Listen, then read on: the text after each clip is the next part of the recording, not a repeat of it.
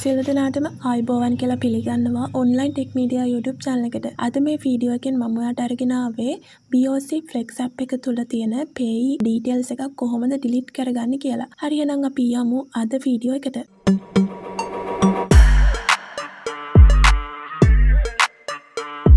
මුලින්ම ඔයාගේ BOC Flex app එකට මෙන්න මේ විදිහට log වෙන්න.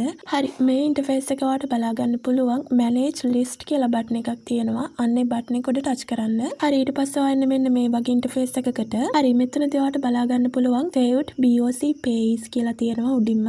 ඊට පස්සේ ආයේ තව පහළ තියෙනවා saved non BOC pays කියලා. එතන උඩින්ම තියෙන්නේ ඔයාගේ මේ BOC Flex app එක හරහා වෙනත් BOC accounts වලට fund transfer කරා නම් අන්න ඒ accounts වල details තමයි මේ උඩම තියෙන්නේ saved BOC pays කියලා. ඉතින් මේ පහළ තියෙන BOC නොවන other bank accounts වලට fund transfer කරපු අන්න ඒ details වල pays තමයි මෙන්න මේ පහළ තියෙන්නේ. හරි මෙතනදී ඔයාලට අවශ්‍ය pay details එක මෙතනදී select කරගන්න. හරි ඊට පස්සේ ආයෙත් මෙන්න මේ වගේ interface එකකට මෙතනදී ඔයාලට බලා ගන්න පුළුවන් delete saved pay කියලා තියෙන බටන් එකක් පහළ.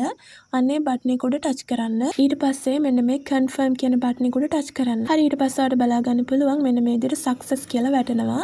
ඉතින් saved pay deleted successfully කියලා බලා ගන්න පුළුවන්. ඔයා payment එකක් කරන්න save කරපු pay account එකක details delete කරගන්න මෙන්න මේ විදිහට.